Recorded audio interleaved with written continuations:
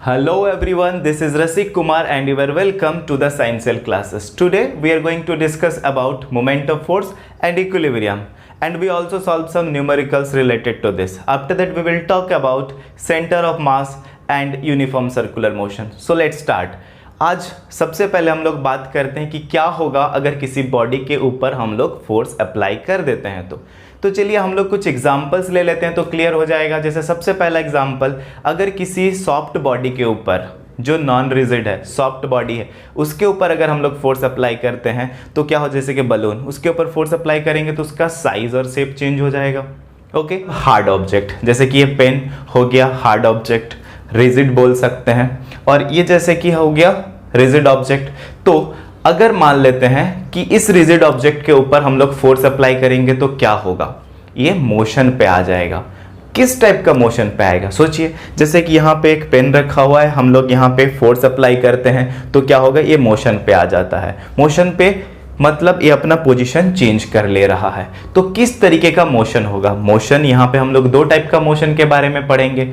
अगर कोई body rigid object, if it is free to move, then if we apply force on it, then it will be move in the straight path along with the direction of force applied। मतलब अगर कोई body यहाँ पे हम लोग रखते हैं, यहाँ पे एक बॉडी है, आप यहाँ पे फोर्स अप्लाई करेंगे तो ये क्या होगा, इसी डायरेक्शन पे मूव करता हुआ चला जाएगा, सेम डायरेक्शन पे मूव करता हुआ चला जाएगा।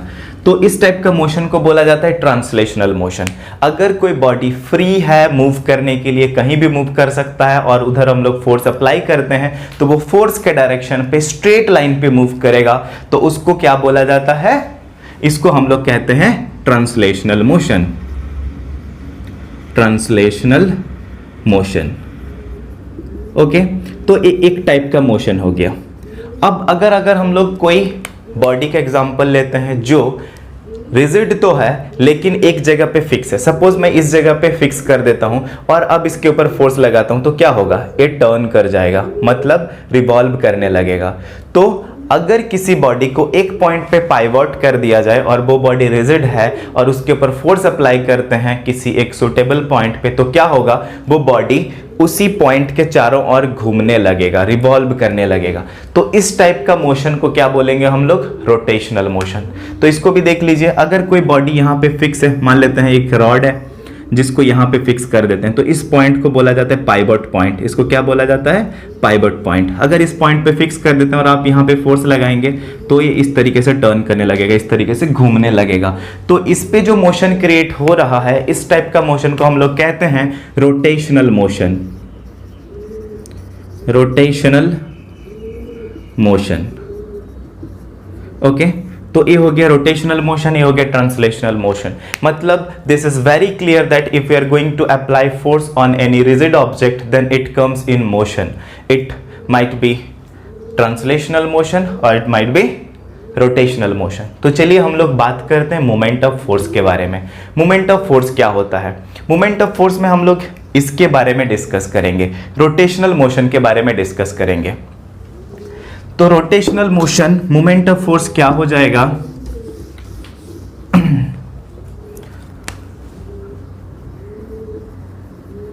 मोमेंट ऑफ फोर्स, अगर कोई एक ऑब्जेक्ट लेते हैं हम लोग, यहाँ पे एक रॉड है मान लेते हैं, इस जगह पे इसको फिक्स कर दिए हैं, ठीक है। तो यहाँ से पास करता हुआ एक लाइन अगर हम लोग लेते हैं तो इस लाइन को बोला जाएगा एक्सिस ऑफ रोटेशन। चलिए इस पे हम लोग आते हैं। बिफोर दैट हम लोग यहाँ पे एक फोर्स अप्लाई करते हैं। फोर्स जिस पॉइंट पे अप्लाई किया जाता है उस पॉइंट से अगर आप एक परपेंडिकुलर लाइन ऐसे ड्रॉ करेंगे तो इसको बोला जाता है लाइन ऑफ एक्शन। इसको बोला जाता है लाइन ऑफ एक्शन, ओके। तो ये हो गया लाइन ऑफ एक्शन। और यहां से जो पास कर रहा है, मतलब सोचिए फोर्स अप्लाई करेंगे तो ये रिवॉल्व करने लगेगा ना, और इस पॉइंट के चारों ओर रिवॉल्व करेगा। तो इस पॉइंट से पास करता हुआ जो एक्सिस है उसको बोला जाता है axis of rotation. Axis of rotation, ठीक है। ये एक्सिस ऑफ रोटेशन और ये लाइन ऑफ एक्शन। इस बॉडी को एक जगह पे फिक्स किया गया, इसको बोला जाता है पाइवोट पॉइंट। पाइवोट पॉइंट से पास करता हुआ लाइन एक्सिस ऑफ रोटेशन, और जहां पे फोर्स अप्लाई किया जाता है उसको बोला जाता है, जिस लाइन से वो उससे पास करता हुआ लाइन को हम लोग बोलेंगे लाइन ऑफ एक्शन। अब बात करते हैं, ये तो रिवॉल्व कर रहा है, तो इसका जो इफेक्ट प्रोड्यूस हो रहा है, टर्निंग इफेक्ट जो प्रोड्यूस हो रहा है बॉडी में, इसी को बोला जाता है moment of force. So the turning effect produced in the body when it is pivoted at a point and force is applied at suitable point, then the turning effect is called moment of force. तो moment of force hopefully समझ में आया होगा क्या है. जब एक body को एक पॉइंट पे फिक्स करते हैं और उस पर फोर्स अप्लाई करते हैं तो वो रिवॉल्व करने लगता है, और ये जो टर्निंग इफेक्ट हो रहा है, रिवॉल्यूशन हो रहा है, इसी को हम लोग कहते हैं मोमेंट ऑफ फोर्स. तो चलिए बात करते हैं मोमेंट ऑफ फोर्स को हम लोग फाइंड आउट कैसे करेंगे, मेजर कैसे करेंगे. तो इसके लिए दो चीज की जरूरत है. मोमेंट ऑफ फोर्स, ये हो गया फोर्स, और यहाँ से जो ये डिस्टेंस हम लोग मेजर करें, परपेंडिकुलर डिस्टेंस, इसको बोला जाएगा perpendicular distance between the axis of rotation and line of action. तो अब बताइए कि मोमेंट ऑफ फोर्स कौन सा दो फैक्टर के ऊपर डिपेंड करेगा. मतलब मोमेंट ऑफ फोर्स अगर हम बढ़ाना चाहते हैं या कम करना चाहते हैं तो कैसे होगा वो. तो अगर मान लीजिए किसी बॉडी के ऊपर हम फोर्स ज़्यादा लगा रहे हैं, जैसे इस जगह पे हम कम फोर्स लगाएंगे तो कम मोमेंट ऑफ फोर्स क्रिएट होगा, अगर हम ज़्यादा फोर्स लगाएंगे तो ज़्यादा मोमेंट ऑफ फोर्स क्रिएट होगा. तो मतलब पहला पॉइंट ये फोर्स के ऊपर डिपेंड कर रहा है. So it depends on first amount of force. ये फोर्स का अमाउंट के ऊपर डिपेंड करता है, मतलब F के ऊपर डिपेंड करेगा. ठीक है, फिर हम लोग बात करते हैं और किसके ऊपर डिपेंड करेगा, और ये डिपेंड करता है परपेंडिकुलर डिस्टेंस के ऊपर. परपेंडिकुलर डिस्टेंस मतलब यहाँ से यहाँ तक का जो डिस्टेंस है वो हो जा रहा है perpendicular distance between the axis of rotation and the line of action. तो इसके ऊपर भी डिपेंड करेगा. मतलब कहने का क्या है कि अगर मान लीजिए कि हम ज़्यादा टर्निंग इफेक्ट क्रिएट करना चाहेंगे तो परपेंडिकुलर डिस्टेंस को भी बढ़ा देंगे. ठीक है, तब इससे क्या पता चल जाएगा कि टर्निंग इफेक्ट बढ़ जाएगा. So it also depend on the perpendicular distance between axis of rotation and line of action. ठीक है, तो लाइन ऑफ एक्शन, इन दोनों के बीच का जो डिस्टेंस है इसको हम लोग डी से रिप्रेजेंट करते हैं. तो ये दो चीज के ऊपर डिपेंड करता है. तो फिर से एक बार बता दूं कि अगर मोमेंट ऑफ फोर्स को बढ़ाना है तो आपको क्या करना होगा, या तो अमाउंट ऑफ फोर्स को बढ़ाना होगा या तो परपेंडिकुलर डिस्टेंस को बढ़ाना होगा. जैसे एक एग्जांपल ले लेते हैं. मान लेते हैं एक दरवाजा है. ठीक है, this is the door and there are hinge jointed here. Means यहाँ पे क्या है, हिंज लगा हुआ रहता है, ये पॉइंट फिक्स रहता है, ये मूव नहीं करता. तो इसको हम लोग इसको हम लोग एक्सिस ऑफ रोटेशन कह सकते हैं. और यहाँ पे हम लोग फोर्स लगाते हैं, जहाँ पे हैंडल रहता है यहाँ पे फोर्स लगाते हैं. सोचिए कि अगर मान लीजिए यहाँ पे हैंडल ना होके यहाँ पे होता तो क्या होता. मतलब यहाँ से यहाँ का परपेंडिकुलर डिस्टेंस देखिए, ये वाला कम है, ये वाला ज़्यादा है. तो मोमेंट ऑफ फोर्स अगर आपको ज़्यादा क्रिएट करना है तो हैंडल को मैक्सिमम डिस्टेंस पे लगाना होगा. आप अगर बीच में लगाएंगे तो परपेंडिकुलर डिस्टेंस यहाँ से यहाँ तक कम हो जाएगा और मोमेंट ऑफ फोर्स का वैल्यू जो है वो भी कम हो जाएगा. फिर अगर मान लीजिए बढ़ा देते हैं तो मोमेंट ऑफ फोर्स का वैल्यू भी बढ़ जाएगा. मतलब moment of force is directly proportional to the force applied.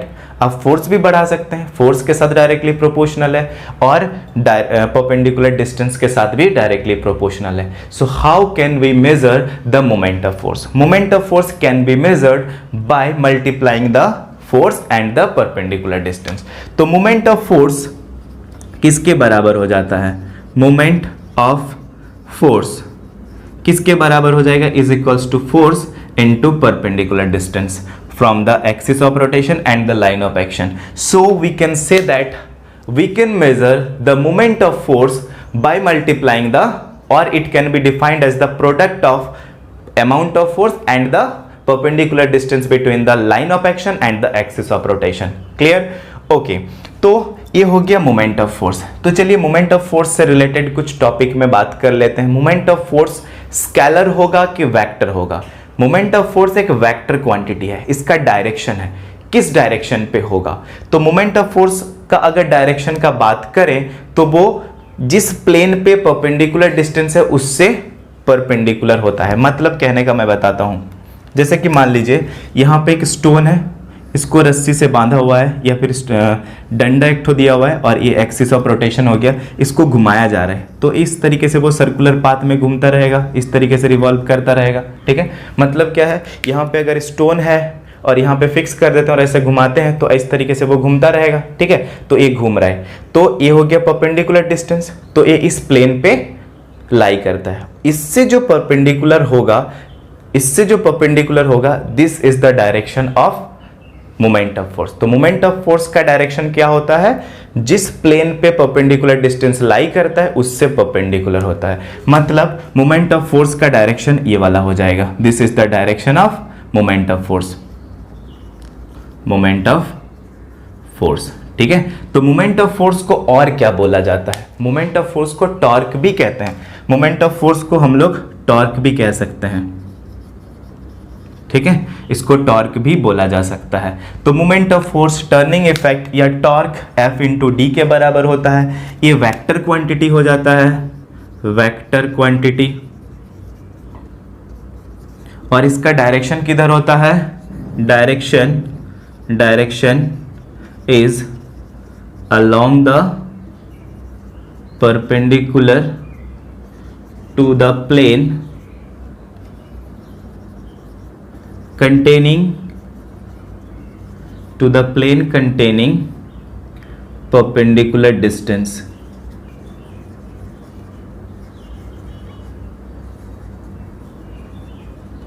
तो परपेंडिकुलर डिस्टेंस मतलब डी हो गया ए वाला लाइन, यहाँ पे ए वाला लाइन को हम लोग डी कहते हैं। तो डी जिस लाइन पे लाई करता है, जिस प्लेन पे लाई करता है उस प्लेन से परपेंडिकुलर डायरेक्शन पे मोमेंट ऑफ फोर्स का डायरेक्शन होता है या टॉर्क का डायरेक्शन होता है। ठीक है, तो चलिए अब हम लोग बात करेंगे मोमेंट ऑफ फोर्स या टॉर्क के टाइप्स क्या होते हैं। एक्चुअली दो टाइप का होगा, जैसे कि क्लॉकवाइज मोमेंट ऑफ फोर्स और anti clockwise moment of force. अगर किसी बॉडी पे हम फोर्स अप्लाई करते हैं और वो क्लॉकवाइज डायरेक्शन पे रिवॉल्व करने लगता है तो उसको बोलेंगे क्लॉकवाइज मोमेंट ऑफ फोर्स, और अगर किसी बॉडी पे फोर्स अप्लाई करते हैं और वो एंटी क्लॉकवाइज डायरेक्शन पे रिवॉल्व करने लगता है तो उसको बोला जाता है anti clockwise moment of force. ठीक है, तो चलिए टाइप्स के बारे में भी जरा बात कर लेते हैं।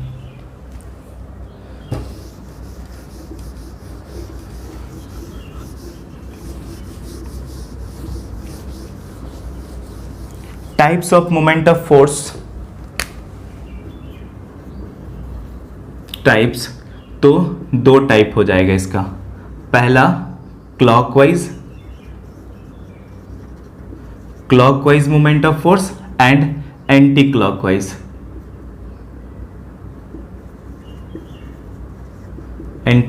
Moment of force. ठीक है, तो क्लॉकवाइज मोमेंट ऑफ फोर्स क्या होगा, मान लीजिए ये एक रॉड है जिसको इस जगह पे फिक्स कर दिए, ये एक्सिस ऑफ रोटेशन है। ठीक है, चलिए एक्सिस ऑफ रोटेशन को छोड़ दीजिए, यहाँ पे फिक्स पॉइंट है। अब हम लोग क्या करते हैं, यहाँ पे फोर्स अप्लाई करते हैं इस तरफ से।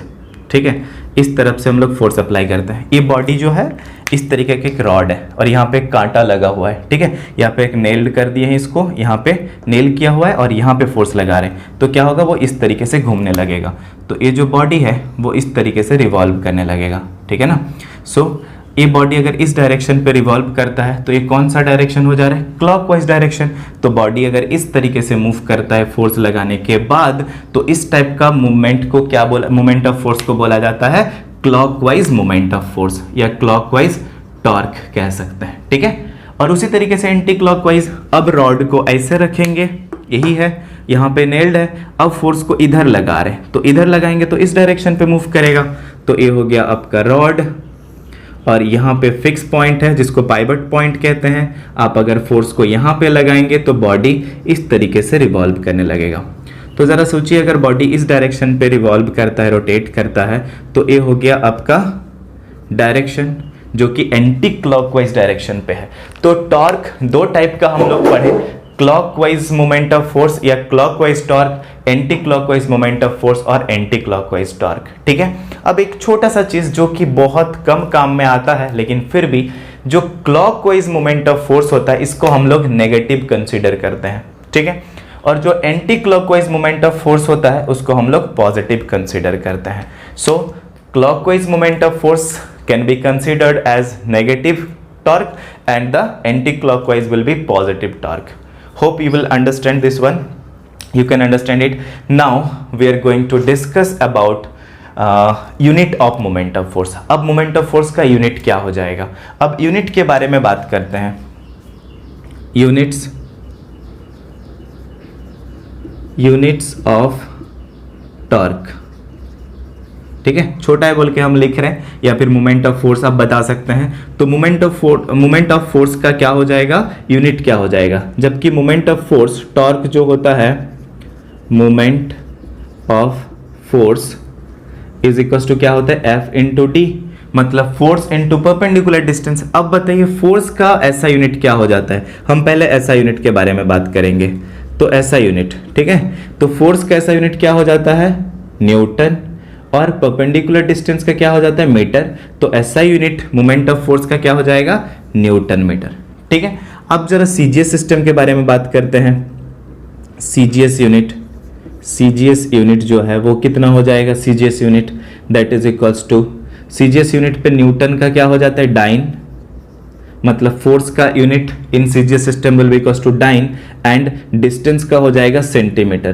तो dyne into centimetre is the CGS unit of moment of force. और द टॉर्क, और भी तो यूनिट हम लोग पढ़े थे ना, जैसे कि ग्रेविटेशनल यूनिट ऑफ फोर्स पढ़े थे. तो ग्रेविटेशनल यूनिट के हिसाब से आप अगर देखेंगे, ग्रेविटेशनल यूनिट के हिसाब से, ग्रेविटेशनल यूनिट का अगर आप बात करेंगे तो ग्रेविटेशनल यूनिट में कितना हो जाएगा? फोर्स का हम लोग लिख सकते हैं केजीएफ, और इसको मीटर, तो केजीएफ मीटर. ठीक है, एमकेएस सिस्टम पे है. उसी तरीके से आप इसका सीजीएस में देखेंगे, ग्रेविटेशनल यूनिट का सीजीएस, तो कितना हो जाएगा?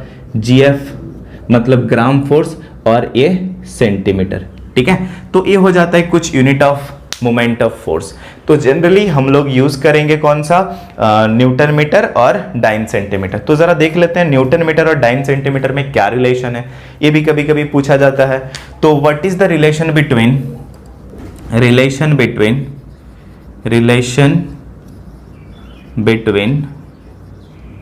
Newton metre and dyne centimetre? Okay, तो इन दोनों में relation 1 newton metre is equals to 1 Newton into 1 meter, and we are going to convert it into dyne centimeter. 1 Newton is equals to 10 to the power 5 dyne into 1 meter is equals to 100 centimeter, means 10 to the power 2 centimeter. 10 to the power 2 means 100. Okay, दो zero है, so that will be equals to, in case of multiplication we add the powers, means 10 to the power 7 dyne centimetre. ठीक है, तो ये हो जाता है 10 to the power 7 dyne centimetre. 1 newton metre is equal to 10 to the power 7 dyne centimetre. Okay, so ये हो गया आपका मोमेंट ऑफ फोर्स का यूनिट. तो अब हम लोग बात करेंगे, अब बात किया जाएगा कपल के बारे में. ठीक है, फोर्स पढ़े, फोर्स का मोमेंट ऑफ फोर्स पढ़े, अब कपल पढ़ेंगे और मोमेंट ऑफ कपल के बारे में पढ़ेंगे. कपल क्या हो जाएगा? कपल, अगर मान लीजिए, कपल नाम से ही पता चल रहा है जोड़ा, मतलब दो फोर्स एक साथ रहेगा यहाँ पे. When two equal parallel and opposite forces are acting on the body, same body, but not in the same line. Meaning क्या है? तब उसको कपल बोला जाएगा. अब देख लेते हैं मीनिंग क्या है इसका.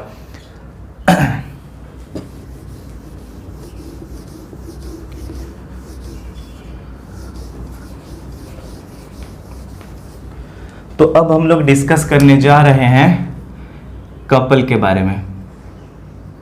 कपल मतलब समझिए जोड़ा. ठीक है, जोड़ा तो मतलब पेयर में रहेगा, इसको पेयर भी बोलेंगे. ठीक है, लेकिन नाम तो कपल ही रहेगा. ठीक है, ये खाली समझने के लिए हम लिख दिए. अब समझिए कपल किसको बोला जाएगा?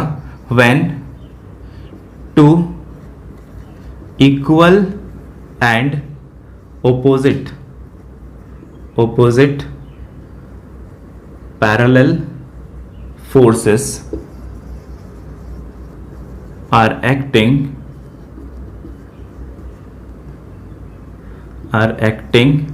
on a body but not in same line is called couple. मतलब समझिए जो एक बॉडी के ऊपर, एक बॉडी हो गया मान लीजिए, ठीक है, यहाँ पे हम फिक्स कर देते हैं, या फिर फिक्स ना भी हो तो भी कोई दिक्कत नहीं। यहाँ पे एक फोर्स लगाते हैं और यहाँ पे एक फोर्स लगाते हैं, यहाँ पे भी फोर्स F है, यहाँ पे भी फोर्स F है। मतलब F का जो वैल्यू है दोनों का वैल्यू सेम है। Magnitude of force is same in both the cases. मतलब यहाँ पे भी फोर्स जितना होगा यहाँ पे भी फोर्स उतना है। यहाँ पे फोर्स का डायरेक्शन इधर है, यहाँ पे फोर्स का डायरेक्शन इधर है, क्योंकि बोला था इक्वल तो हम लोग F ले लिए। ऑपोजिट डायरेक्शन देख लीजिए, ऊपर तरफ, ये डाउनवर्ड डायरेक्शन पे है। अब बात करते हैं पैरेलल। पैरेलल है कि नहीं? ऑब्वियसली पैरेलल है, ये इस तरफ है और ये इस तरफ है। And not acting in the same line, मतलब एक लाइन पे एक्ट नहीं कर रहे। सोचिए अगर बॉडी के ऊपर इधर भी फोर्स लग रहा है और इधर भी फोर्स लग रहा है, सेम लाइन पे अगर एक्ट करता दोनों फोर्स, तो ये एक दूसरे को कैंसिल कर देता ना। मतलब अगर एक बॉडी यहाँ पे रखा हुआ है, ये बॉडी है, इधर भी 5 न्यूटन, इधर भी 5 न्यूटन, एक ही लाइन पे एक्ट करे तो दोनों एक दूसरे को कैंसिल कर देगा। तो अब हम लोग क्या कर रहे हैं, कपल किसको बोला जाएगा? When two equal and opposite parallel forces are acting on a body but not in the same line, called a couple. तो ये हो जाता है कपल। तो कपल अगर किसी बॉडी पे अप्लाई करेंगे तो क्या होगा, जरा बात कर लेते हैं कपल के बारे में। अगर मान लीजिए बहुत समय क्या होता है, हम इसको अगर ओपन करने की कोशिश करेंगे, मान लीजिए इस तरफ इसको ओपन करने की कोशिश करेंगे, बॉटल को ओपन करने की कोशिश करेंगे, तो हमेशा दो फोर्स लगाए जाते हैं, एक इस तरफ और एक इस तरफ, ठीक है। तो ये जो दोनों फोर्स है हम लोग कोशिश करते हैं दोनों इक्वल फोर्स लगे, तो ये वही है कपल, ठीक है। कार का स्टीयरिंग व्हील जो होता है उसको हम लोग घुमाने की कोशिश करते हैं, तो उसको घुमाने के लिए हम लोग क्या करते हैं, दो फोर्स लगाते हैं, एक इस तरफ और एक इस तरफ। तो जो दोनों फोर्स लग रहा है equal in amount but opposite in direction, तब भी उसको क्या बोला जाएगा, कपल। तो कपल अगर किसी बॉडी पे अप्लाई किया जाए तो वो बॉडी भी टर्न करने लगेगा, उस पे भी रोटेशन होगा, उस पे भी टर्निंग इफेक्ट होगा, जिसको मोमेंट कहेंगे। अब उस मोमेंट को मोमेंट ऑफ कपल बोला जाएगा, क्योंकि वो मोमेंट या टर्निंग इफेक्ट कपल के वजह से प्रोड्यूस हो रहा था। इससे पहले जो पढ़े मोमेंट ऑफ फोर्स था, वो एक फोर्स लगाने की वजह से बॉडी में टर्निंग इफेक्ट क्रिएट हो रहा था, इसीलिए उसको मोमेंट ऑफ फोर्स बोला गया था। यहां पे हम लोग क्या पढ़ रहे हैं, मोमेंट ऑफ कपल। मतलब अगर किसी एक बॉडी में फोर्स कपल अप्लाई कर रहे हैं, two equal and opposite forces, then it will rotating and this kind of turning effect is called the moment of couple. तो इसको बोला जाएगा moment of couple, moment of couple. Generally आप बताइए moment of force जो था, moment of force जो था उसको हम लोग बस फोर्स इनटू परपेंडिकुलर डिस्टेंस कर देने से मिल जाता था। तो मोमेंट ऑफ कपल कैसे मेजर करेंगे, इसका वैल्यू कैसे निकाला जाएगा, किसके ऊपर डिपेंड करेगा? सोचिए, यहां से मान लेते हैं हम एक लाइन ड्रॉ कर देते हैं, ठीक है। ये रिवॉल्व करेगा इस तरीके से, तो इसको हम फिक्स पॉइंट मान सकते हैं। इस फिक्स पॉइंट का नाम O दे देते हैं, और यहाँ पे जहां पे आप फोर्स लगा रहे हैं वो पॉइंट P हो गया, और यहाँ पे जहां फोर्स लगाया जा रहा है वो हो गया Q, ठीक है ना। तो P और Q पे दो इक्वल और ऑपोजिट फोर्स लगाया जा रहा है। तो सोचिए यहाँ पे क्या होगा ना, मोमेंट क्रिएट होगा। इस फोर्स के चलते ये वाला अगर यहाँ पे फिक्स है, इस फोर्स के चलते एक टर्निंग इफेक्ट क्रिएट हो रहा है, इसको मोमेंट ऑफ फोर्स बोलेंगे। ये वाला फोर्स के चलते इधर रोटेट करेगा, तो ये भी एक मोमेंट ऑफ फोर्स क्रिएट कर रहा है, तो इसको बोलेंगे anti clockwise moment of force, और ये भी एंटी क्लॉकवाइज है। लेकिन हम लोग क्या करेंगे, दोनों को फाइंड आउट करेंगे, इसके वजह से मोमेंट ऑफ फोर्स कितना है, इसके वजह से मोमेंट ऑफ फोर्स कितना होगा। तो चलिए, मोमेंट ऑफ फोर्स का क्या फॉर्मूला था, force into perpendicular distance. Force है F और परपेंडिकुलर डिस्टेंस इसको मल्टीप्लाई कर देंगे, तो इस फोर्स के चलते मोमेंट ऑफ फोर्स कितना है वो फाइंड आउट कर सकते हैं। So moment of force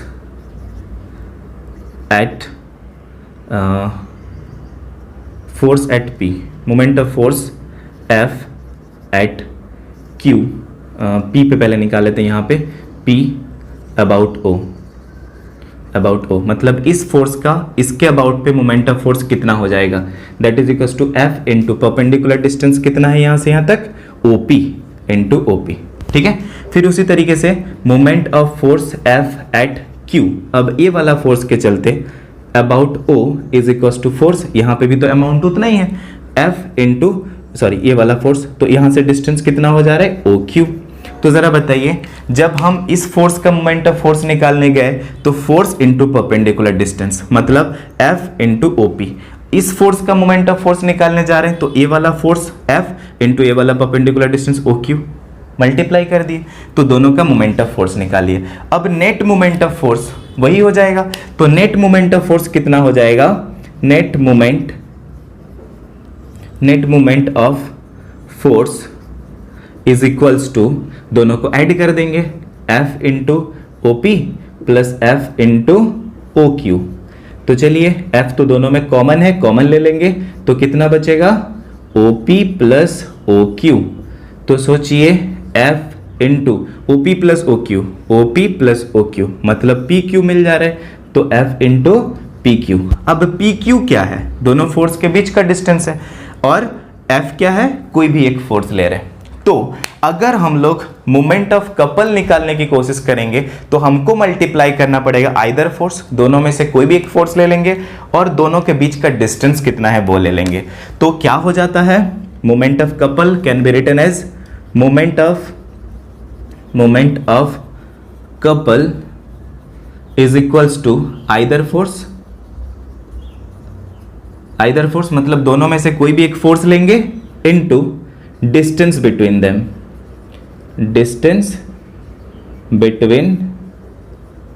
them, मतलब कोई भी एक फोर्स और दोनों के बीच का डिस्टेंस को मल्टीप्लाई कर देंगे तो मोमेंट ऑफ कपल मिल जाएगा। ए भी टॉर्क है, इसका भी डायरेक्शन होगा वही सेम परपेंडिकुलर डायरेक्शन पे, मतलब ये अगर इस तरीके से, अगर मैं मान लो इसी बोर्ड पे ही इसको रिप्रेजेंट करता हूं, दोनों फोर्स लग रहे हैं तो ऐसे ऐसे रोटेट करने लगेंगे तो इसका डायरेक्शन किधर होगा, इस तरफ होगा, ठीक है। तो मोमेंट ऑफ टॉर्क का भी डायरेक्शन हम लोगों को पता चल गया। अगर इसका ऐसा यूनिट का बात करेंगे तो सेम होगा, क्या हो जाएगा, न्यूटन मीटर, क्योंकि यहाँ पे भी फोर्स और डिस्टेंस है तो फोर्स का न्यूटन, इसका मीटर हो जाएगा, तो न्यूटन मीटर इज द ऐसा unit of moment of couple also, ठीक है। तो यहां पे हम लोग मोमेंट ऑफ कपल के बारे में पढ़ लिए, ओके। आगे हम लोग डिस्कस करने जा रहे हैं equilibrium of a body. Equilibrium क्या होता है उसके बारे में बात करते हैं। इक्विलिब्रियम आप समझ सकते हैं, नाम से मतलब है, मतलब स्टेबल है ना।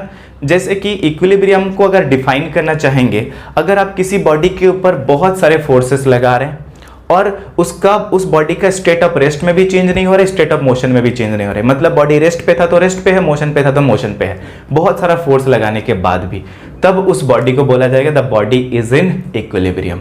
मतलब बॉडी के ऊपर बहुत सारा फोर्स लगाने के बाद भी उसका स्टेट ऑफ रेस्ट भी चेंज नहीं हो रहा है, स्टेट ऑफ मोशन भी चेंज नहीं हो रहा है, so the body is said to be in equilibrium. So what is the definition of equilibrium? Equilibrium can be defined as equilibrium can be defined as when numerous force are applying on the body, after that also there is no change in the state of rest or state of motion of the body. अगर किसी body के ऊपर हम लोग numerous force लगाए लेकिन उसके ऊपर कोई असर नहीं हो रहा है, मतलब रेस्ट पे है तो रेस्ट पे ही है, मोशन पे था तो मोशन पे ही है, मतलब जिस टाइप का मोशन था, चाहे वो ट्रांसलेशनल मोशन था या रोटेशनल मोशन था, सेम टाइप का मोशन पे वो कंटिन्यू रहेगा, तो इसी को हम लोग क्या कहते हैं, इसी को बोला जाएगा इक्विलिब्रियम ऑफ द बॉडी। अब इक्विलिब्रियम के बारे में और इलेबोरेट करते हैं, इक्विलिब्रियम के टाइप्स के बारे में भी हम लोग पढ़ते हैं, ठीक है। इसको मिटा दिया जाए।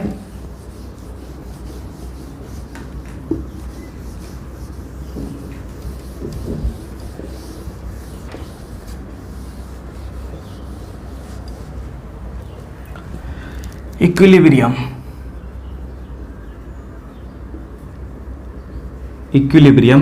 ऑफ अ बॉडी क्या होता है, अभी अभी हमने बताया, if numerous force are applying on a body and there is no change in the state of rest और state of motion, any kind of motion, चाहे वो ट्रांसलेशनल हो या रोटेशनल हो, is then the body is said to be in equilibrium motion. मतलब समझे, equilibrium में रहेगा। अगर एक बॉडी का एग्जाम्पल बॉडी लेते हैं, यहाँ पे आप बहुत सारा फोर्स लगाइए, इधर से 5 न्यूटन लगाइए, इधर से भी आप अपोजिट डायरेक्शन पे भी 5 न्यूटन लगा दिए, इधर से आप 50 न्यूटन लगाइए, इधर से भी आप 50 न्यूटन लगा दीजिए, तो क्या ये बॉडी मूव करेगा? नहीं। इस पे हम लोग बहुत सारा फोर्स लगाए, after that also the body is at rest, तो बॉडी रेस्ट पे है, तो इसको क्या बोला जाएगा, बॉडी इज इन इक्विलिब्रियम।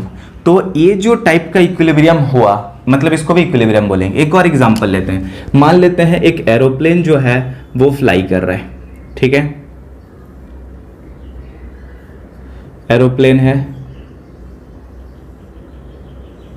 छोटा सा एरोप्लेन ड्रॉ किए, ठीक है, मछली जैसा लग रहा है। लेकिन इस एरोप्लेन में सोचिए इसका वेट जो है वो डाउनवर्ड डायरेक्शन पे काम कर रहा होगा, तो वेट भी एक फोर्स होता है, और एरोप्लेन अपने आप को बैलेंस करने के लिए अपवर्ड डायरेक्शन पे भी एक फोर्स लगा रहा होगा।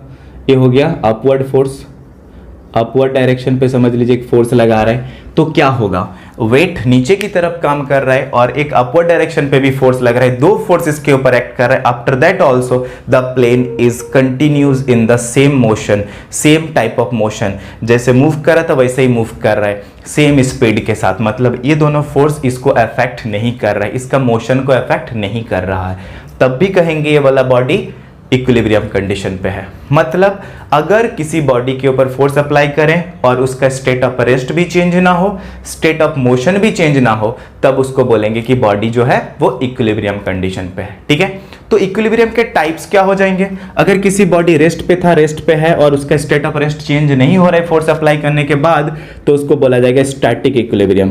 क्या बोलेंगे, स्टैटिक इक्विलिब्रियम। ठीक है, तो static equilibrium.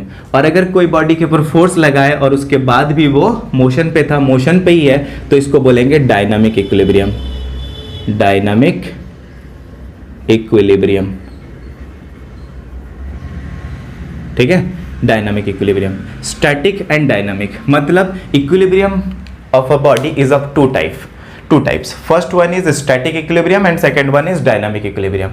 When a force applied on the body and the state of rest is not changing of the body, then we can say that the body is at the static equilibrium. The body is in static equilibrium. And a body is said to be in dynamic equilibrium even after applying the force, its motion is not changing.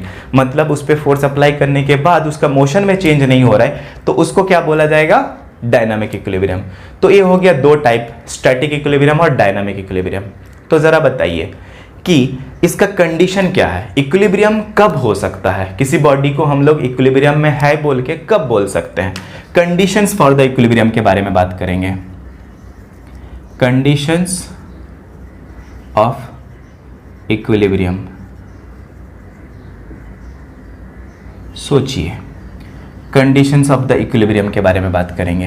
पहला condition क्या होना चाहिए, जैसे कि इस body के ऊपर हम लोग फोर्स तो लगा रहे हैं लेकिन नेट फोर्स 0 हो जा रहा है। मतलब ये वाला 5, ये वाला -5, अपोजिट है तो -5 मान सकते हैं। तो ये वाला अगर 50 है तो ये वाला -50 मान सकते हैं। तो इसको ये कैंसिल कर दे, इसको ये कैंसिल कर दे, मतलब net force acting on this body is equal to 0।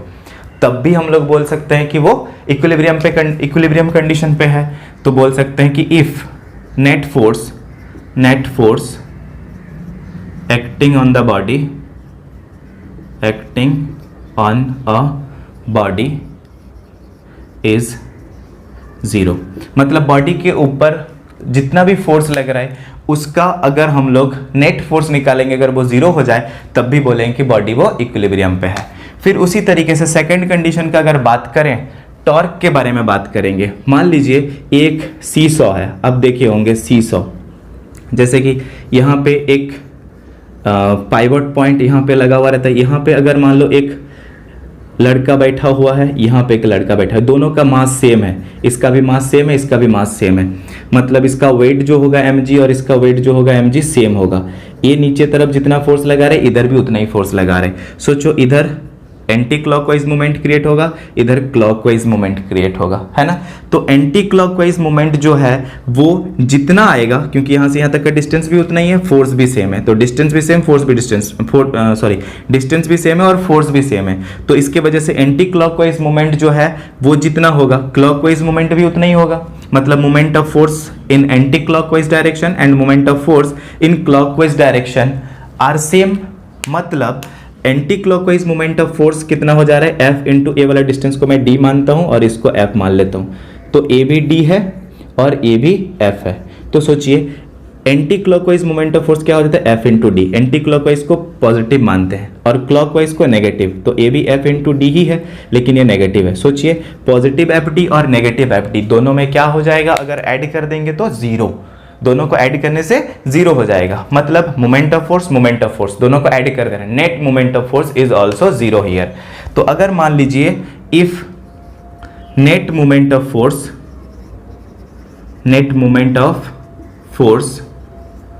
Is 0, मतलब नेट मोमेंट ऑफ फोर्स अगर 0 हो जाए तब भी हम लोग बोलेंगे कि बॉडी इक्विलिब्रियम पे है, ठीक है ना। तो दोनों कंडीशन हो गया बॉडी का इक्विलिब्रियम का।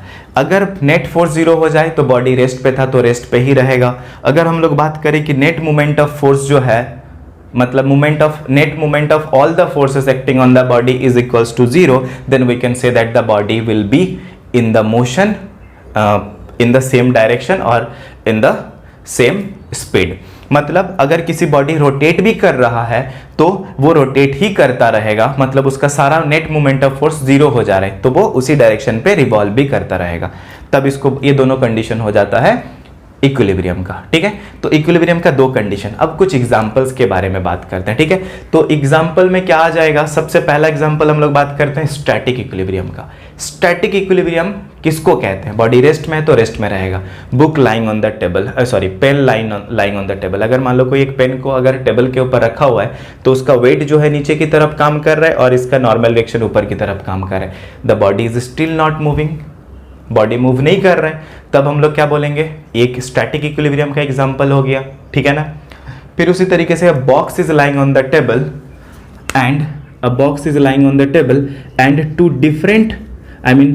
equal amount of force are acting on the same body in the same line, then the net force is also 0 here। मतलब अगर एक बॉक्स को टेबल के ऊपर रखेंगे तो उसका जो दोनों तरफ हम लोग इक्वल अमाउंट पे और अपोजिट फोर्स लगा रहे हैं सेम लाइन पे, तो बॉडी का नेट फोर्स 0 हो जा रहा है। तो ये भी एक एग्जांपल हो जाएगा। यहाँ पे अगर हम लोग बात करेंगे डायनामिक इक्विलिब्रियम का, तो एरोप्लेन का एग्जांपल ले सकते हैं। For a moving aeroplane, here the weight is acting on the downward direction and upward direction force applied by the aeroplane, that is both of them will balance each other and it will continues in motion।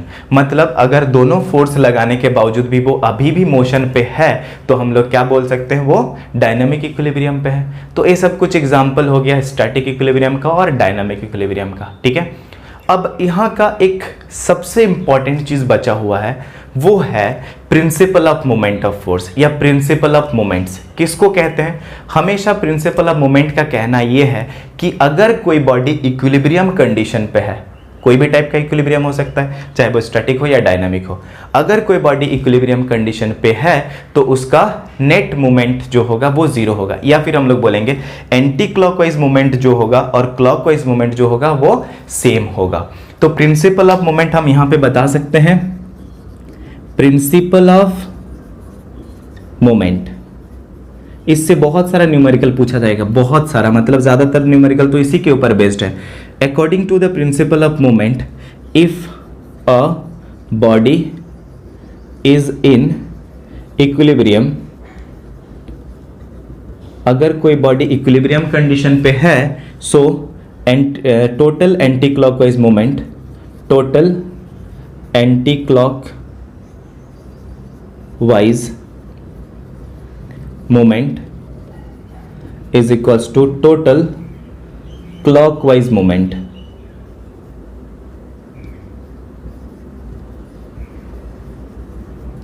मतलब total anti clockwise moment और total clockwise moment दोनों तरफ equal होता है। जरा इसका देख लेते हैं, क्या है? फोर्स हो गया, एंटी क्लॉकवाइज मोमेंट कितना होगा? Force into perpendicular distance, F into D. इधर देख लेते हैं, वो भी क्या है? फोर्स F इंटू डी, तो F इंटू डी। तो सोचिए एंटी क्लॉकवाइज मोमेंट और क्लॉकवाइज मोमेंट वो सेम होगा।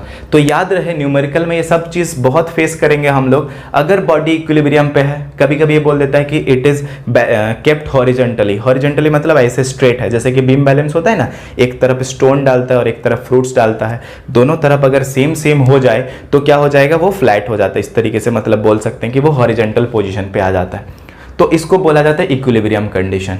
तो न्यूमेरिकल में बोला जाएगा कि इक्विलिब्रियम कंडीशन पे है, या तो ये बोला जाएगा कि वो इट इज केप्ट हॉरिजॉन्टली। आ रही बात समझ में? पाइवोटेड पॉइंट भी बोला जाता, मतलब बोला जाएगा कि कहाँ पे पाइवोटेड है, फिर हम लोग इसका न्यूमेरिकल्स सॉल्व करेंगे, ठीक है। तो चलिए न्यूमेरिकल्स कुछ सॉल्व किया जाए इसी के बेसिस पे। याद रहेगा ये वाला क्या है? Anti clockwise moment, total anti clockwise moment is always equal to total clockwise moment, ठीक है। तो चलिए कुछ न्यूमेरिकल्स सॉल्व करते हैं। यहाँ पे दिया गया है a uniform metre rule is pivoted at its mid point. एक यूनिफॉर्म मीटर रूल है। मीटर रूल मतलब देखे होंगे जो दर्जी यूज करते हैं, कितना लंबा सा रूलर होता है लकड़ी का बना हुआ, उसको मीटर रूल बोला जाता है। 1 मीटर का होता है, मतलब 100 सेंटीमीटर का। तो कभी भी मीटर रूल इस्तेमाल होगा यहाँ पे तो 100 सेंटीमीटर का होगा। और उसका वेट बोला जा रहा है कि is pivoted at its mid point. तो चलिए डायग्राम भी साथ ही साथ ड्रॉ करते हुए चलते हैं। यहाँ तक बोला जा रहा है कि एक मीटर रूल है जो कि 100 सेंटीमीटर का है, ठीक है। यहाँ से यहाँ तक 100, तो यहाँ पे 0 सेंटीमीटर लिखा होगा और यहाँ पे 100 सेंटीमीटर लिखा होगा। और इसको पाइवोट किया गया है मिड पॉइंट पे। पाइवोटेड मतलब इस तरीके से एक ट्राइंगल बना के दे सकते हैं या फिर आप एरो से भी समझा सकते हैं। तो यहाँ पे पाइवोटेड किया हुआ है, तो ये 50 सेंटीमीटर पे पाइवोट किया गया है, ठीक है। और क्या बोला जा रहा है कि and suspended at a weight of 50 GF is suspended at its one and. तो एक एंड, एक तरफ क्या है इसका, एक तरफ जो है 50 GF का एक फोर्स डाला गया है, मतलब एक लोड डाला गया है। तो बोला जा रहा है कि where should we suspend the weight of 100 GF to keep the ruler horizontal. मतलब बोला जा रहा है इस रूलर को हॉरिजॉन्टल में लाने के लिए आपके पास एक 100 GF का फोर्स है। आप इसको कहाँ पे रखेंगे, यहाँ पे रखेंगे कि यहाँ पे रखेंगे, वो आपके ऊपर डिपेंड करता है। आप सोचिए कि अगर मान लीजिए डिस्टेंस इतना, इधर भी 50 है इधर भी 50 है, यहाँ पे 50 GF है, तो यहाँ पे भी अगर 100 GF इसको यहाँ पे लगा देंगे तो इधर का जो क्लॉकवाइज मोमेंटम है वो ज़्यादा हो जाएगा एंटी क्लॉकवाइज मोमेंटम से। मतलब वो हॉरिजॉन्टल ऐसे नहीं रहेगा, ऐसे झुक जाएगा। तो आपको क्या करना चाहिए, तो डिस्टेंस को कम करना होगा। तो हमको पता नहीं कितना कम करना है, तो मान लेते हैं हम यहाँ पे नीचे की तरफ हम 100 GF लगा रहे हैं। क्योंकि हमको डिस्टेंस का पता नहीं, तो इस डिस्टेंस को यहाँ से यहाँ तक हम कितना मान लेंगे, x सेंटीमीटर मान लेंगे। मतलब x सेंटीमीटर डिस्टेंस पे हमने 100 GF फोर्स को लगाया हुआ है। तो अब मान लेते हैं कि ये हॉरिजॉन्टल पोजीशन पे है, तो इक्विलिब्रियम कंडीशन पे है। सो अकॉर्डिंग टू प्रिंसिपल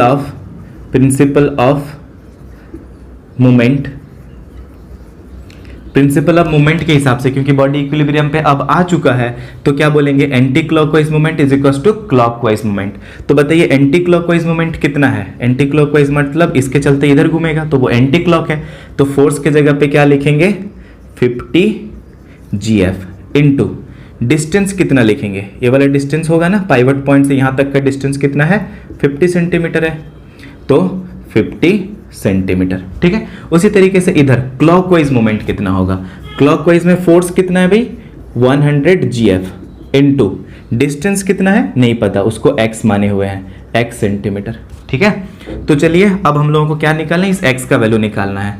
तो यूनिट तो ऐसे ही कट जा रहे हैं, यहाँ से GF सेंटीमीटर उधर से कैंसिल हो जाएगा, but x is equals to ये वाला 100 को इधर भेज देंगे, तो 50 इंटू 50 बाय 100 इधर आ गया, that is equals to x।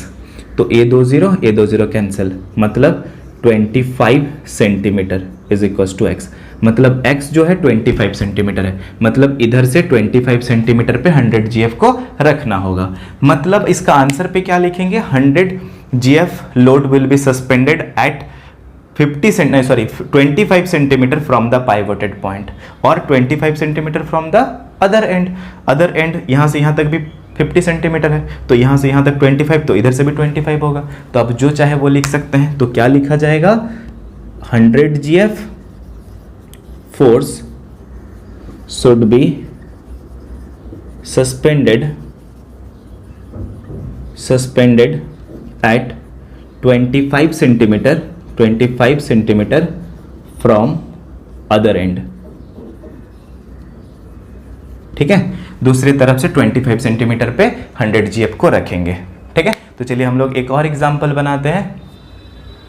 तो चलिए अब इस न्यूमेरिकल को भी सॉल्व करते हैं। यहाँ पे क्या दिया गया है कि a uniform metre rule balances horizontally on a knife edge placed at 58 centimetre mark when a weight of 20 GF is suspended from one and.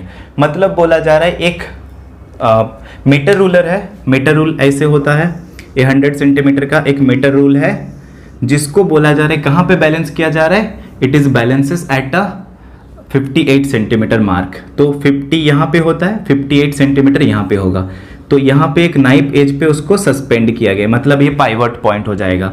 कहाँ पे है, 58 सेंटीमीटर पे, ठीक है। तो यहाँ पे 0 है, यहाँ पे 100 लिखा गया है, यहाँ पे 58 पे पाइवट किया गया है। और क्या बोला जा रहा है, when a 20 GF is suspended from one and. अब आप जरा सोचिए, इसको बैलेंस करना है, इस वेट को डाल के हम किस तरफ डालेंगे। सोचिए, मीटर रूल तो ज़्यादा मतलब जितना भी लंबा हो इसका वेट कहाँ पे काम करेगा, बीच में काम करेगा। तो इसका ये इस कंडीशन पे ये रॉड किधर झुक जाएगा, इधर झुक जाएगा। क्यों? क्योंकि ये डिस्टेंस ज़्यादा है, ठीक है ना। तो मतलब ये इधर झुक जाएगा। तो बैलेंस करने के लिए वेट को तो इधर डालना पड़ेगा ना। इधर तो ऑलरेडी इस जो आपका रॉड है उसका वेट तो बीच में काम कर ही रहा है। मान लेते हैं इसका जो रॉड का वेट है, पता नहीं है, क्वेश्चन पे निकालने बोला गया है कि find the weight of the rule. तो रूल का जो वेट है हम उसको x मान लेते हैं, ठीक है। रूल का जो वेट है वो x मान लेते हैं। अब जरा बताइए कि इसको बैलेंस करने के लिए हमको 20 GF का लोड डालना पड़ रहा है। तो कहाँ पे डाला जा रहा है? अच्छा, वो बोल दिया गया वन एंड पे है, तो ए वाला एंड पे 20 GF है, ठीक है। तो क्वेश्चन पे ही लिखा गया है कि 20 GF वन एंड पे। हमको डिसाइड करना था कौन सा एंड पे, तो हम इसी एंड पे लगाएंगे कि इधर लगाएंगे तो और झुक जाएगा, बैलेंस तो नहीं होगा। तो अभी फिलहाल ये बैलेंस कंडीशन पे है। तो ज़रा सोचिए, वेट 50 सेंटीमीटर पे काम करता है, तो ये हो गया 50। तो इसके वजह से 20 GF के वजह से क्लॉकवाइज मोमेंट क्रिएट होगा और x के वजह से एंटी क्लॉकवाइज मोमेंट क्रिएट होगा, ठीक है ना। तो इसको भी GF में लेंगे। तो ये एंटी क्लॉकवाइज मोमेंट है। फोर्स हो गया आपका कितना, F1 का वैल्यू x मान लेते हैं। और परपेंडिकुलर डिस्टेंस कितना होगा, यहाँ से यहाँ तक 50, यहाँ से यहाँ तक 58, तो ये वाला डिस्टेंस हो जाएगा 8, ठीक है। और ये वाला डिस्टेंस आप बताइए कितना होगा। 100 से 58 को माइनस कर देंगे तो कितना हो जाएगा, 42, ठीक है। तो यहाँ से यहाँ तक कितना डिस्टेंस हो जा रहा है, 42 सेंटीमीटर। तो यहाँ से यहाँ तक 8 सेंटीमीटर, यहाँ से यहाँ तक 42 सेंटीमीटर। तो अब अप्लाई कर देंगे। पहले क्वेश्चन में हमको डायग्राम ड्रॉ करना था, डायग्राम हमने ड्रॉ कर लिया। अब सेकंड कंडीशन पे बोला जा रहा है कि find the weight of the rule. तो let the weight of the rule be x GF।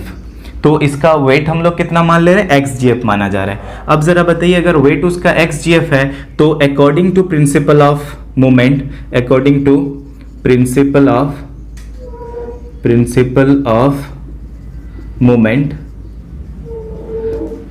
Moment के हिसाब से एंटी क्लॉकवाइज मोमेंट और क्लॉकवाइज मोमेंट सेम हो जाएगा। एंटी क्लॉकवाइज मोमेंट किसके बराबर होगा, x इंटू मतलब force into perpendicular distance. Force में कितना है x, परपेंडिकुलर डिस्टेंस कितना है 8 इज इक्वल्स टू, इधर फोर्स कितना है 20 GF इंटू परपेंडिकुलर डिस्टेंस कितना है 42, ठीक है। तो इन दोनों से अब हम लोगों को मिल गया है। अब यहाँ से बस x का वैल्यू निकालना है। तो x will be equals to 20 into 42 divided by 8।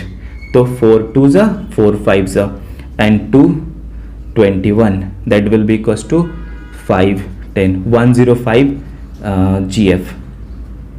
तो इसका वेट कितना हो जाएगा 105 GF। तो x इज इक्वल्स टू 105, तो x का वैल्यू हो जा रहा है 105। मतलब इस रूल का जो वेट निकालने बोला जा रहा है, आंसर कितना रहा है 105 GF, ठीक है। तो इस तरीके से एग्जांपल्स काफ़ी इजी हैं। आपको बस ये डिसाइड करना है कि क्वेश्चन को पढ़ के डायग्राम ड्रॉ कर ले और एक ही रूल लगाना है कि प्रिंसिपल ऑफ मोमेंट के हिसाब से एंटी क्लॉकवाइज मोमेंट और क्लॉकवाइज मोमेंट इक्वल हो जाएगा, तो उसी को फॉलो करते हुए हम लोग फाइंड आउट कर सकते हैं। तो चलिए अब हम लोग बात करते हैं सेंटर ऑफ मास के बारे में। सेंटर ऑफ मास क्या होता है, किसी भी बॉडी का कोई एक ऐसा पॉइंट जहां पे ऐसा फील होता है कि सारे बॉडी का जो मास है उसी पे कॉन्सेंट्रेटेड है, पूरा बॉडी का वेट वहीं पे कॉन्सेंट्रेटेड है, तो उसको बोला जाएगा सेंटर ऑफ मास। समझिए, अगर इस मार्कर को हम यहाँ पे बैलेंस करने की कोशिश करते हैं तो इस तरीके से वो बैलेंस हो जा रहा है, इस जगह पे बैलेंस हो रहा है। मतलब क्या है कि इसका सेंटर ऑफ मास इसी जगह पे है। मतलब ये समझ सकते हैं सेंटर ऑफ मास क्या बोला जाएगा, centre of mass of the body can be defined as it is the point where we can say that the total weight of the body supposed to be concentrated। मतलब पूरा body का wait जहां पे concentrated हो उसी point को बोला जाता है सेंटर ऑफ मास। तो अलग अलग बॉडी का सेंटर ऑफ मास अलग अलग होगा। मान लो एक यूनिफॉर्म रॉड है तो उसका सेंटर ऑफ मास बीच में होगा। मान लो यहाँ पे क्या है, ये वाला रॉड जो है या फिर ये वाला मार्कर जो है वो आपका यूनिफॉर्म नहीं है, यहाँ पे ज़्यादा मोटा है, यहाँ पे पतला है, तो क्या होगा, इसका सेंटर ऑफ मास बीच पे नहीं होगा, थोड़ा सा साइड में होगा, इस तरफ आ जाएगा जिधर मास है। तो मतलब कह सकते हैं कि बॉडी का जो सेंटर ऑफ मास है वो किसके ऊपर डिपेंड करता है, depends on the mass distribution, किस तरीके से डिस्ट्रीब्यूटेड है। मतलब समझिए सेंटर ऑफ मास में, सेंटर ऑफ मास अगर हम लोग इसका बात करते हैं, अगर यूनिफॉर्म रॉड है तो इसका सेंटर ऑफ मास एकदम बीच पे होगा, ठीक है ना, एकदम मिडिल पे होगा, तो ये हो जाता है इसका सेंटर ऑफ मास। अगर मान लीजिए ये वाला इस तरीके का है तो यहाँ पे सेंटर ऑफ मास कहाँ पे होगा, थोड़ा इधर स्लाइड कर जाएगा, मतलब इधर मूव कर जाएगा, सेंटर ऑफ मास यहाँ पे होगा, क्योंकि मास डिस्ट्रीब्यूशन के ऊपर डिपेंड कर जाता है, जिधर ज़्यादा मास थोड़ा उधर शिफ्ट हो जाएगा बैलेंस करने के लिए, ताकि इधर का मूवमेंट और उधर का मूवमेंट बराबर हो जाए। तो मतलब समझिए centre of mass is the point where the total mass is suppose to be concentrated. तो अब बात करते हैं सेंटर ऑफ मास क्या ज़रूरी है कि हर बार बॉडी के अंदर ही होगा, कन्फ्यूज़न है, लग सकता है कि बॉडी के अंदर है, लेकिन ज़रूरी नहीं है कि हमेशा हर एक बॉडी का सेंटर ऑफ मास बॉडी के अंदर ही हो। जैसे कि मान लीजिए आप एक सर्कुलर रिंग को सोचिए, एक रिंग है, चूड़ी या फिर समझ सकते हैं बैंगल, तो ये इसका सेंटर ऑफ मास मिडिल पे होता है, ज्योमेट्रिक सेंटर जो होता है वो तो चूड़ी के बाहर वाला पार्ट हुआ ना, मतलब चूड़ी का जो मास है, चूड़ी का जो पार्टिकल्स है उसके बीच में नहीं है कहीं भी, कहाँ पे है, मिडिल पे है, तो आउट ऑफ द बॉडी है, इनसाइड द बॉडी नहीं है। So that is not necessary always that the centre of mass will always lie on the inside the body, मतलब ये हमेशा बॉडी के अंदर रहेगा, वो जरूरी नहीं है, बाहर भी हो सकता है। तो चलिए हम लोग बात करते हैं बहुत सारे बॉडी का सेंटर ऑफ मास कैसे निकालते हैं। तो मान लेते हैं एक ट्राइंगुलर लेमिना लिया जाए, तो ट्राइंगुलर लेमिना मतलब एक बोर्ड समझिए, तो इसका सेंटर ऑफ मास कहाँ पे होगा, तो इसका सेंटर ऑफ मास इसका मिडिल पॉइंट को, ये जैसे मीडियन, मिडिल पॉइंट, एक साइड का मिडिल पॉइंट को यहाँ से मिलाएंगे मिड पॉइंट को, तो इसको बोला जाता है मीडियन, और ये हो जाता है इसका मीडियन। तो जहाँ पे मीडियन इंटरसेक्ट करते हैं वहाँ पे वहाँ पे लाई करता है सेंटर ऑफ मास। अब अगर बोला जाए कि हमारे पास अगर एक बॉडी है और आपको उसका सेंटर ऑफ मास निकालना है, तो आप कैसे निकालेगा, हम एक एग्जांपल लेके बताते हैं। जैसे कि मान लीजिए एक एग्जांपल है हमारा, ठीक है, एक रेक्टेंगुलर पार्ट है, इसका सेंटर ऑफ मास निकालना होगा। तो आप क्या करिएगा, यहाँ पे एक होल कर दीजिएगा, यहाँ पे आप होल कर देंगे और इसको लटका देंगे, तो जहाँ पे भी वो जिस तरीके से वो हैंग कर गया, समझ लीजिए जिस तरीके से हैंग किया, वहाँ से यहाँ से हैंग किए, तो यहाँ से एक horizontal line, vertical line draw कर दिए, फिर हम एक दूसरा पॉइंट लिए यहाँ पे और इस जगह पे हैंग कर दिए, तो क्या होगा, यहाँ से एक हॉरिजॉन्टल लाइन ड्रॉ कर दिए, तो जहाँ पे इंटरसेक्ट कर रहे वही हो जाएगा उसका सेंटर ऑफ मास, ठीक है।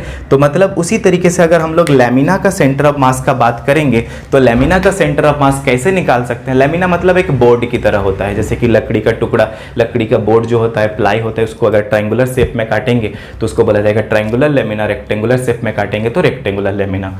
तो ये ट्राइंगुलर लेमिना है, तो इसका किस तरीके से निकालेंगे, यहाँ पे एक होल कर देंगे और इसको हैंग कर देंगे, तो लाइन खींच देंगे, फिर यहाँ पे हैंग कर देंगे, इसको हैंग कर देंगे, तो ये नीचे ऐसे आ जाएगा, फिर ये वाला लाइन ड्रॉ कर देंगे, तो जहाँ पे इंटरसेक्ट करे सेंटर ऑफ मास वहीं पे लाई करेगा। रेक्टेंगुलर का तो हम एग्जांपल देके बताए, मतलब अगर वो रेक्टेंगुलर है तो कहाँ पे लाई करेगा, at the intersection of the diagonals.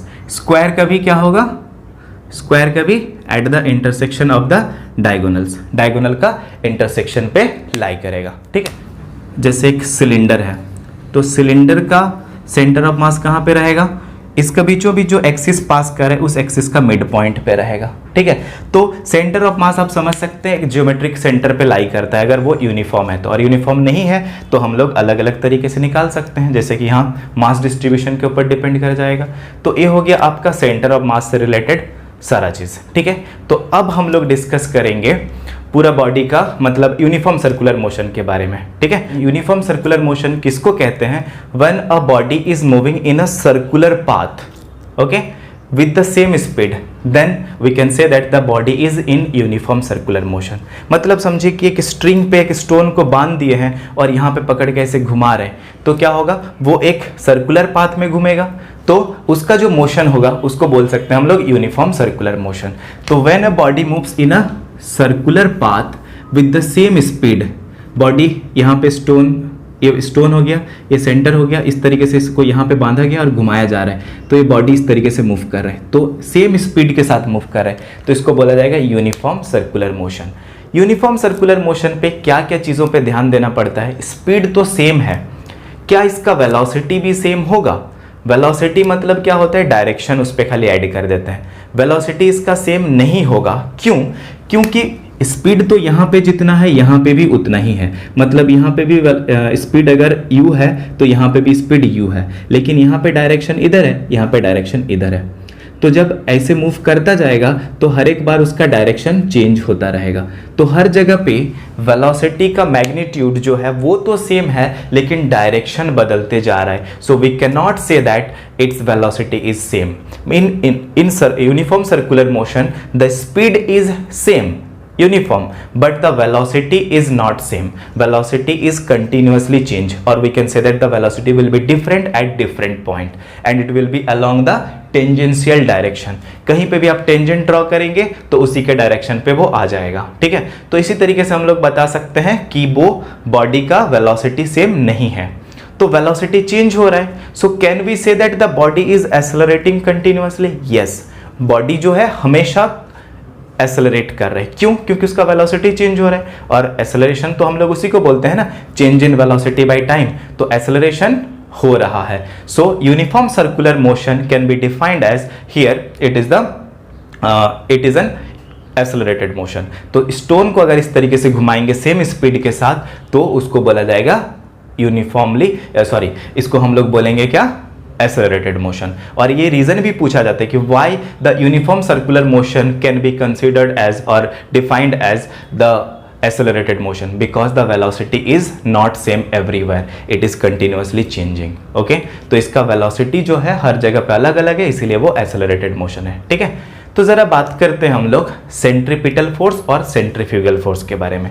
Centripetal force क्या होता है? जब कोई बॉडी किसी सर्कुलर पाथ में मूव करेगा, ये जो रोड का टर्न है यहाँ पे जब बॉडी मूव करेगा, सोचिए जब आप मूव करते रहेंगे यहाँ से किसी एक पर्टिकुलर स्पीड के साथ, आपको टर्न करना है, डायरेक्शन चेंज करना है, तो डायरेक्शन चेंज करने के लिए भी हम लोग को फोर्स की ज़रूरत होता है। तो वो कौन सा फोर्स है? वही है सेंट्रीपिटल फोर्स। मतलब हम लोग अगर किसी स्ट्रेट लाइन पे मूव करें, अचानक से हमको टर्न लेना है तो डायरेक्शन चेंज करना पड़ेगा। So we need a force, that force which is acting towards the center is called the centripetal force। वो जो एक्स्ट्रा फोर्स लग रहा है यहाँ पे, बॉडी जब ऐसे मूव कर रहा था इस डायरेक्शन पे, तो इस बॉडी के ऊपर जो फोर्स लग रहा है सेंटर के तरफ, इसको बोला जाता है सेंट्रीपिटल फोर्स। तो सेंटर के तरफ जो फोर्स लगता है उसको क्या कहते हैं? सेंट्रीपिटल फोर्स, ठीक है। तो ये हो जाएगा सेंट्रीपिटल फोर्स, ठीक है। तो सेंट्रीपिटल फोर्स इसको बोला जाता है, its direction is towards the centre, okay. अब हम लोग बात करते हैं सेंट्रीफ्यूगल फोर्स। सेंट्रीफ्यूगल फोर्स क्या होता है? ये एक इमेजिनरी फोर्स है। कैसे इमेजिनरी होता है, इसको एक एग्जांपल से समझते हैं। जैसे कि मान लीजिए ये जो ब्रेक डांस होता है, या फिर एक व्हील इस तरीके से मूव करे, समझिए एक स्टोन को यहाँ पे एक लड़का खड़ा है और वो स्टोन को रस्सी से बांध के पकड़ के रखा हुआ है। मतलब एक स्टोन को हम रस्सी से बांध दिए हैं, स्ट्रिंग से बांध दिए हैं और उसको घुमाया जा रहा है। मतलब हम ऐसे खड़े हैं और रोटेट कर रहे हैं, ठीक है ना। तो स्टोन भी क्या होगा? मेरे चारों ओर घूमता रहेगा। हम ऐसे पकड़ के खड़े हैं और वो घूमता रहेगा। तो ये हो गया स्टोन का पाथ, मूव कर रहा है, ठीक है। और इसका डायरेक्शन हर बार चेंज होगा। मान लो अचानक से ये स्ट्रिंग टूट जाता है तो क्या होगा? तो ये स्टोन यहाँ इस डायरेक्शन पे जाता रहेगा ना, स्टोन एक बार इधर आएगा, फिर इसी डायरेक्शन पे ही चलता रहेगा। सोचिए जब स्टोन यहाँ तक पहुँचा, ये इसको देख रहा था, जब स्टोन यहाँ से यहाँ तक पहुँच गया अब उसको देख रहा है, तो इसका डायरेक्शन ये उसी को देख रहा है। जब स्टोन यहाँ से यहाँ पहुँच गया तब भी वो उसको देख रहा है, क्योंकि थोड़ा सा और घूम गया।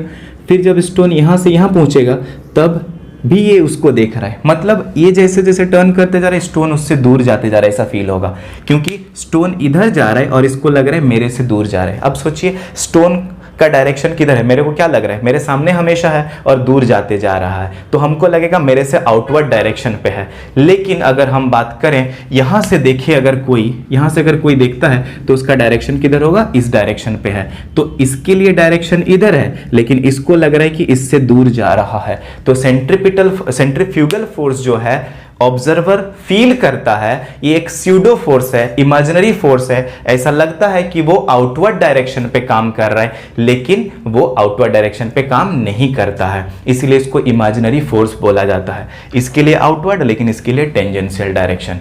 तो सेंट्रीफ्यूगल फोर्स का डायरेक्शन किधर होता है? इमेजिनरी फोर्स है, इसको लगता है कि वो बाहर तरफ काम कर रहा है, तो सेंट्रीफ्यूगल फोर्स बाहर तरफ एक्ट करता है, तो इसको बोला जाता है सेंट्रीफ्यूगल फोर्स।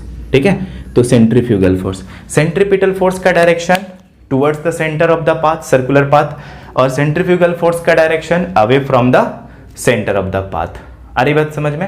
उसी तरीके से अगर हम लोग बात करेंगे तो ये रियल फोर्स होता है और ये इमेजिनरी फोर्स होता है, इसको स्यूडो फोर्स भी बोला जाता है। स्यूडो का मतलब होता है नॉट रियल। ठीक है, तो इसको स्यूडो फोर्स भी हम लोग कहते हैं। ठीक है, एक्चुअली में एग्जिस्ट ही नहीं करता है क्योंकि ऑब्जर्वर खाली फील करता है। ठीक है, तो इसको स्यूडो फोर्स भी बोला जाता है। ओके, तो आज का वीडियो यहीं पे खत्म करते हैं। होपफुली आपको अच्छे से समझ में आया होगा। तो देखते रहिए, हम कंटिन्यूअसली कंटेंट डालते रहेंगे। Thank you everyone.